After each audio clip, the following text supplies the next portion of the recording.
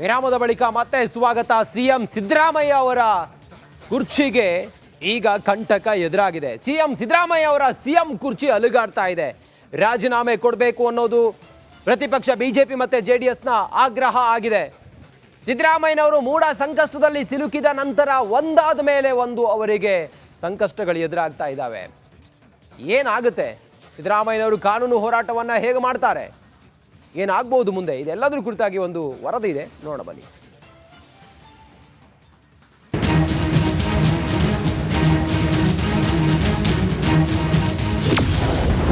ಅಲುಗಾಡುತ್ತಿದೆ ರಾಜ್ಯದ ಸಿಎಂ ಗದ್ದುಗೆ. ಸಿದ್ದರಾಮಯ್ಯಗೆ ಇಂದೇ ಫೈನಲ್ ಡೇ. ಮೂಡ ಹಗರಣದಲ್ಲಿ ಸಿಲುಕಿ ಸಿಎಂ ಸಿದ್ದರಾಮಯ್ಯ ವಿಲವಿಲ ಒದ್ದಾಡ್ತಿದ್ದಾರೆ. ಹಗರಣದಿಂದ ಹೊರಬರಲು ಭಾರೀ ಕಸರತ್ತು ನಡೆಸುತ್ತಿದ್ರೂ ಸಾಧ್ಯವಾಗ್ತಿಲ್ಲ.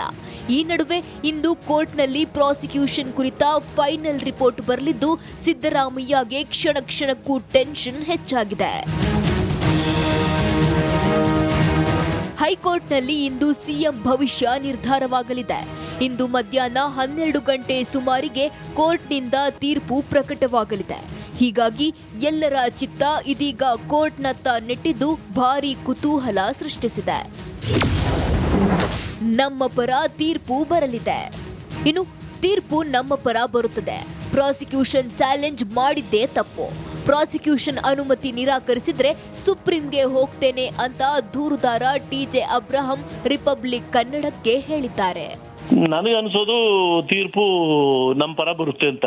ಏನ್ ತಪ್ಪಾಡಿದ್ದೀನಿ ನಂದ್ರಲ್ಲಿ, ಪ್ರೊಸೀಜರ್ ಎಲ್ಲ ಫಾಲೋ ಮಾಡಿದೀವಿ, ಒಂದು ಬಿಟ್ಟಿಲ್ಲ. ಈಗ ನಂದ್ರಲ್ಲಿ ನಂದನ್ನ ನೋಟಿಸ್ ಕಳಿಸ್ಬೇಕಾದ್ರೆ ಕರೆಕ್ಟಾಗಿ ನಂದು ಕಂಪ್ಲೇಂಟ್ ಅನ್ನ ಸಿಎಂ ಕಳಿಸಿದ್ದಾರೆ. ಅದ್ರ ಮೇಲೆ ಉತ್ತರ ತಗೊಂಡಿದ್ದಾರೆ. ಅದ್ರ ಮೇಲೆ ಆಲೈಸಿ ಕೊಟ್ಟಿದ್ದಾರಪ್ಪ ಆರ್ಡರ್. ಹೈಕೋರ್ಟ್ ಪ್ರಾಸಿಕ್ಯೂಷನ್ಗೆ ನೀಡಿದ್ರೆ ಸಿದ್ದರಾಮಯ್ಯಗೆ ಭಾರಿ ಕಂಟಕ ಎದುರಾಗಲಿದೆ. ಒಂದ್ ವೇಳೆ ಪ್ರಾಸಿಕ್ಯೂಷನ್ ಅರ್ಜಿ ವಜಾಗೊಳಿಸಿದ್ರೆ ಬಿಗ್ ರಿಲೀಫ್ ಸಿಗಲಿದೆ. ಏನಾಗಲಿದೆ ಅಂತ ಇಂದು ನಿರ್ಧಾರವಾಗಲಿದೆ. Bureau report, Republic Kannada. ರಸ್ತೆಗಾಗಿ ಟೀಚರ್ಸ್ ಬಡಾವಣೆಯ ನಿವಾಸಿಗಳು ಬೀದಿಗಿಳಿದಿದ್ದಾರೆ. ರಸ್ತೆಗೋಸ್ಕರ ಆನೇಕಲ್ನ ಚಂದಾಪುರದಲ್ಲಿ ಟೀಚರ್ಸ್ ಬಡಾವಣೆಯ ನಿವಾಸಿಗಳು ಬೀದಿಗಿಳಿದಿದ್ದಾರೆ. ರಾತ್ರಿ ಸುರಿದ ಭಾರೀ ಮಳೆಗೆ ಕೆಸರು ರಾಡಿಯಾದ ರಸ್ತೆ.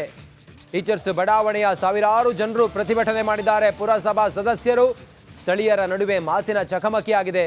ರಸ್ತೆ ಅಗಲೀಕರಣ ಮಾಡಿ ದುರಸ್ತಿ ಮಾಡುವಂತೆ ಆಗ್ರಹವನ್ನು ಮಾಡಿದ್ದಾರೆ.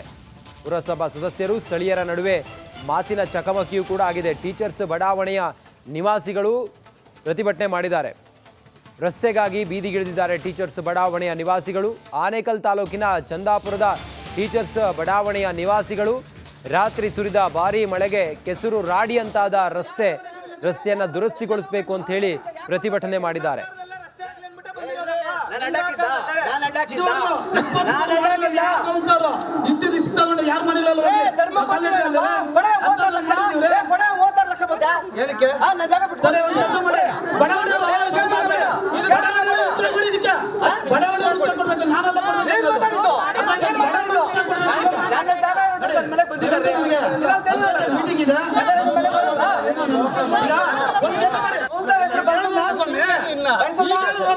ನಾನು ಹೇಳಿದ್ದು MLA ಅವರು ಅಂತ ಒಂದು ತಾಲೂಕು ಜನಪ್ರತಿನಿಧಿ ಬಂದು ಮಾಡಿರೋ ರಸ್ತೆನೇ ಮಾಡ್ತಿಲ್ಲ ಅಂತ ಹೇಳಿದ್ದು ಒಂದು. ಅದಕ್ಕೆ ಯಾರು ಅಡ್ಡಾಗಿದ್ದು ಅಂತ ಕೇಳಿದ್ದು. ಇವತ್ತೇ ನನ್ನ ಅವಧಿಯಲ್ಲಿ ಜನ ಇವತ್ತು ಸೇರಿ ಬಂದಿರೋದು. ನಾಳೆ ಇದೇ ಜನ ನಮ್ಮ ಆ ರಸ್ತೆಯಲ್ಲಿ ಇರಿ, ಆ ರಸ್ತೆ ಆಗಲಿ ಅಂತ ಬರಲಿ, ನಾನು ಸಹಕಾರ ಕೊಡ್ತೀನಿ. ಕಾಂಟ್ರಾಕ್ಟರ್ ರೆಡಿ ಇದ್ದಾರೆ, ಹೇಳ್ತೀನಿ ಕೇಳಿ. ಹಣನೂ ಇದೆ, ಕಾಂಟ್ರಾಕ್ಟರ್ ರೆಡಿ ಇದ್ದಾರೆ. ಅಡಚಣೆ ಆದರೆ ನಮ್ಮ ಅಧಿಕಾರಿಗಳಿಂದ ಅದೇನು ಆಕ್ಷನ್ ತಗೊಳೋದಕ್ಕೆ ನಾವು ಹೇಳ್ತೀವಿ, ಸೂಚನೆ ಕೊಡ್ತೀವಿ. ಅದರಂತೆ ರಸ್ತೆ ಕಾಮಗಾರಿ ಈಗ ಜನ ನಿಂತ್ಕೊಳ್ಳಿ. ಇಲ್ಲ ಈಗ ಇವ್ರು ಬಂದಿರೋದು ಒಳ್ಳೇದೇ. ಯಾಕಂದರೆ ಜನ ಈಚೆ ಬಂದಿರೋದನ್ನ ನಮಗೂ ಒಂದು ಸಹಕಾರ ಕೊಟ್ಟಂಗಾಯ್ತು. ಅರ್ಥ ಆಯ್ತಾ? ಹೇಳ್ತೀನಿ ಕೇಳಿ.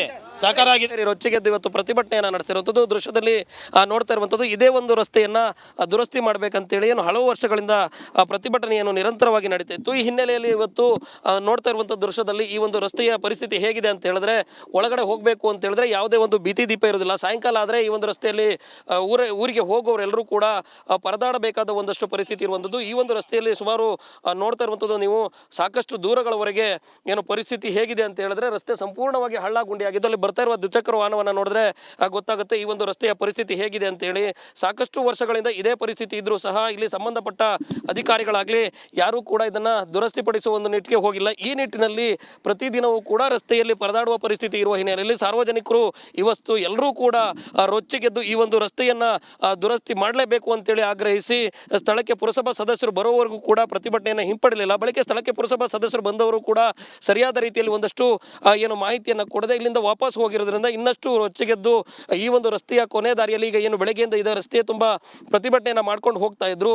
ಕೊನೆಗೆ ಎಲ್ಲರೂ ಕೂಡ ಈ ಒಂದು ರಸ್ತೆಯನ್ನು ದುರಸ್ತಿ ಪಡಿಸೋವರೆಗೂ ನಾವೆಲ್ಲರೂ ಕೂಡ ಹೋಗೋದಿಲ್ಲ ಅಂತ ಹೇಳಿ ಸಾಕಷ್ಟು ಪ್ರತಿಭಟನೆಯನ್ನು ಮಾಡಿದ್ದಾರೆ. ಜೊತೆಗೆ ನೋಡ್ತಾ ಇರುವಂಥ ದೃಶ್ಯದಲ್ಲಿ ಸುಮಾರು ಇಲ್ಲಿಂದ ನೋಡಿದ್ರೆ 1 ಕಿಲೋಮೀಟರ್ವರೆಗೆ ಈ ಒಂದು ರಸ್ತೆ ಕಾಣಿಸುತ್ತೆ. ಆದರೆ ಈ ಒಂದು ಒಳಗಡೆ ಹೋದರೆ ಸುಮಾರು 1,500 ರಿಂದ 2,000 ಮನೆಗಳಿರುವ ಈ ಬಡಾವಣೆಯಲ್ಲಿ ಪರಿಸ್ಥಿತಿ ಹೇಗಿದೆ ಅಂತ ಹೇಳಿದ್ರೆ ಸ್ವಲ್ಪ ಮುಂದೆ ಹೋದರೆ ರಾತ್ರಿ ಸಮಯದಲ್ಲಿ ಏನಾದರೂ ಈ ಒಂದು ರಸ್ತೆಯಲ್ಲಿ ಯಾರಾದರೂ ಬಂದರೆ ಮಾರಿದ್ರೆ ನೇರವಾಗಿ ಅರ್ಧಕ್ಕೆ ನಿಂತಿರುವ ಏನು ಕಾಮಗಾರಿ ಇದೆ ಅದರ ಒಂದು ಚರಂಡಿಯ ಒಳಗಡೆ ಬೀಳುವ ಒಂದಷ್ಟು ಸಾಧ್ಯತೆಗಳು ಕೂಡ ಹೆಚ್ಚಾಗಿದೆ. ಈ ಒಂದು ನಿಟ್ಟಿನಲ್ಲಿ ಇವತ್ತು ಸ್ಥಳದಲ್ಲಿ ಸಾಕಷ್ಟು ಉದ್ವಿಗ್ನ ಪರಿಸ್ಥಿತಿ ಕೂಡ ಉಂಟಾಗಿತ್ತು. ಯಾಕಂತ ಹೇಳಿದ್ರೆ ನೋಡ್ತಾ ಇರುವಂಥದ್ದು ದೃಶ್ಯದಲ್ಲಿ ಇಂತಹ ಪರಿಸ್ಥಿತಿಯಲ್ಲಿ ಯಾರಾದರೂ ಕೂಡ ಇಲ್ಲಿ ರಾತ್ರಿ ಸಮಯದಲ್ಲಿ ಬಂದರೆ ಒಂದು ವೇಳೆ ನೋಡ್ತಾ ಇರುವಂಥದ್ದು ಎಷ್ಟು ಮಟ್ಟಿಗೆ ಹಳ್ಳ ಇದೆ ಅಂತ ಹೇಳಿದ್ರೆ ಕಳೆದ ರಾತ್ರಿ ಮಳೆ ಆಗಿತ್ತು. ಮಳೆಯಾದ ಸಂದರ್ಭದಲ್ಲಿ ನೀರೆಲ್ಲವೂ ಕೂಡ ಇಲ್ಲಿ ಕೆಳಗಡೆ ಹೋಗಿದೆ. ಇಷ್ಟು ದೊಡ್ಡ ಮಟ್ಟದ ಹಳ್ಳ ಇಲ್ಲಿ ಇರೋದ್ರಿಂದಾಗಿ ಕ್ಯಾಮ್ರಾಮನ್ ತಾಜ್ ಮೂಲಕ ನಾನು ಇಲ್ಲೊಂದಷ್ಟು ತೋರಿಸ್ತೀನಿ ಆ ಒಂದು ರಸ್ತೆಯ ಪರಿಸ್ಥಿತಿ ಹೇಗಿದೆ ಅಂತ ಹೇಳಿದ್ರೆ ಸಂಪೂರ್ಣವಾಗಿ ಹಳ್ಳ ಗುಂಡಿ ಆಗಿದ್ದು ಏನು ಅರ್ಧಕ್ಕೆ ಕಾಮಗಾರಿ ನಿಲ್ಲಿಸಿದ್ದಾರೆ. ರಾತ್ರಿ ಸಮಯದಲ್ಲಿ ಏನಾದರೂ ವಾಹನಗಳು ಬಂದರೆ ಈ ಒಂದು ರಸ್ತೆಯಲ್ಲಿ ಬೀಳಬೇಕು. ರಾತ್ರಿ ಏನು ಮಳೆ ಬಂದಿತ್ತು ಅದರಿಂದಾಗಿ ರಸ್ತೆ ಸಂಪೂರ್ಣವಾಗಿ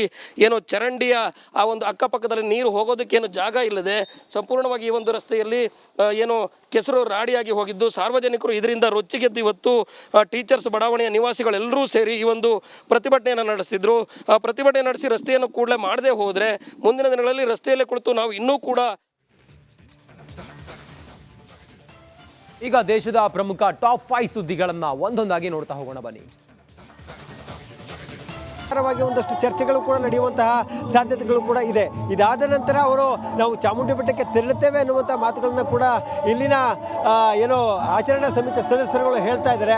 ಅದಕ್ಕೆ ನಿಜಕ್ಕೂ ಕೂಡ ಪೊಲೀಸರು ಅನುಮತಿಯನ್ನು ನೀಡ್ತಾರಾ ಅನ್ನುವಂಥದ್ದನ್ನು ನೋಡಬೇಕು. ಯಾಕಂದರೆ ಈಗಾಗಲೇ ಕೂಡ ನಿಷೇಧಾಜ್ಞೆಯನ್ನು ಕಟ್ಟುನಿಟ್ಟಾಗಿ ಜಾರಿ ಮಾಡಿರುವಂಥ ಹಿನ್ನೆಲೆಯಲ್ಲಿ ಒಂದು ವೇಳೆ ಅವರೇನಾದರೂ ಹೋಗುವಂತಹ ಸಂದರ್ಭಗಳು ಬಂದಂಥ ಸಂದರ್ಭದಲ್ಲಿ ಅಂಥವರನ್ನು ಕೂಡ ವಶಕ್ಕೆ ಪಡೆಯುವಂತಹ ಸಾಧ್ಯತೆ ಕೂಡ ಇದೆ. ರಂಜಿತ್.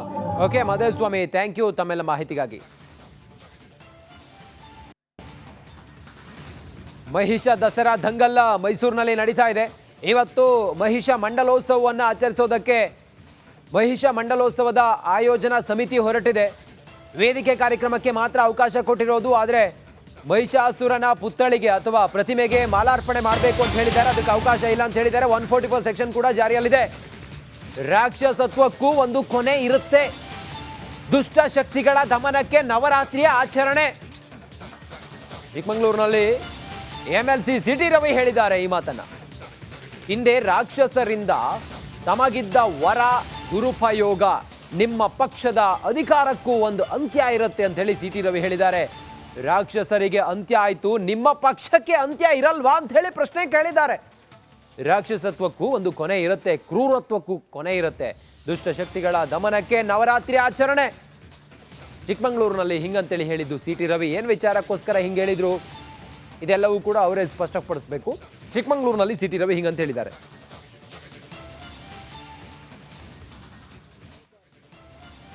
ಉಪಯೋಗ ಪಡಿಸ್ಕೊಂಡಿದ್ರು. ಈಗ ನಾವು 3ನೇ ತಾರೀಕಿಂದ ನವರಾತ್ರಿ ಪರ್ವಕ್ಕೆ ಕಾಲಿಡ್ತಾ ಇದ್ದೀವಿ.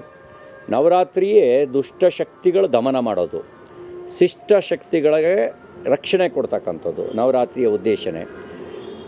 ಹಿಂದೆ ರಾಕ್ಷಸರಿದ್ದರು, ಅವರು ಹೀಗೆ ತಮಗಿದ್ದಂಥ ವರವನ್ನು ದುರುಪಯೋಗ ಪಡಿಸ್ಕೊಂಡಿದ್ರು. ಇವತ್ತು ಕಾಂಗ್ರೆಸ್ ಪಾರ್ಟಿಗೆ ರಾಜ್ಯಕ್ಕೆ ಒಳ್ಳೇದು ಮಾಡಿ ಅಂತ ಜನಾದೇಶ ಕೊಟ್ಟಿರೋದು. ನೀವು ಅದನ್ನು ಅಧಿಕಾರ ದುರುಪಯೋಗ ಪಡಿಸ್ಕೊಂಡು ಭ್ರಷ್ಟಾಚಾರ ಮತ್ತು ಲೂಟಿಗಿಳಿದು ಪ್ರಶ್ನೆ ಮಾಡಿದವರ ಮೇಲೆ ಸುಳ್ಳು ಮೊಕದ್ದಮೆ ದಾಖಲಿಸ್ಲಿಕ್ಕೆ ಹೊರಟ್ರೆ ನಿಮ್ಮ ಪಕ್ಷದ ಅಧಿಕಾರಕ್ಕೂ ಒಂದು ಅಂತ್ಯ ಇರುತ್ತೆ, ನಿಮ್ಮ ಪಕ್ಷಕ್ಕೂ ಒಂದು ಅಂತ್ಯ ಇರುತ್ತೆ. ರಾಕ್ಷಸರಿಗೆ ಅಂತ್ಯ ಆಯಿತು, ನಿಮಗೆ ನಿಮ್ಮ ಅಧಿಕಾರಕ್ಕೆ ಅಂತ್ಯ ಆಗಲ್ಲ ಅಂತ ಭಾವಿಸಿದ್ದೀರೇನು? ಈ ರೀತಿ ದುರುಪಯೋಗ ಪಡಿಸ್ಕೊಂಡ್ರೆ ಪರಿಣಾಮ ಭಾಳ ಕೆಟ್ಟದಾಗತ್ತೆ. ತುರ್ತು ಪರಿಸ್ಥಿತಿಯನ್ನೇ ಎದುರಿಸಿದವ್ರು ನಾವು. ನಿಮ್ಮ ಈ ರೀತಿ ಬೆದರಿಕೆಗೆ ಬಗ್ಗೋದಿಲ್ಲ. ಅಧಿಕಾರಿಗಳೇನಾದರೂ ಇವತ್ತು ಕಾಂಗ್ರೆಸ್ ಅಧಿಕಾರದಲ್ಲಿದೆ ಅಂತ ಅವ್ರು ಹೇಳಿದಂಗೆಲ್ಲ ಕೇಳಿದ್ರೆ ನೀವು ತೊಂದರೆ ಅನುಭವಿಸ್ಬೇಕಾಗತ್ತೆ. ಅನ್ನುವ ಮಾತನ್ನು, ಎಚ್ಚರಿಕೆ ಮಾತನ್ನು ಹೇಳಲಿಕ್ಕೆ ಬಯಸ್ತೇನೆ. ಈ ರೀತಿ ಬೆದರಿಕೆ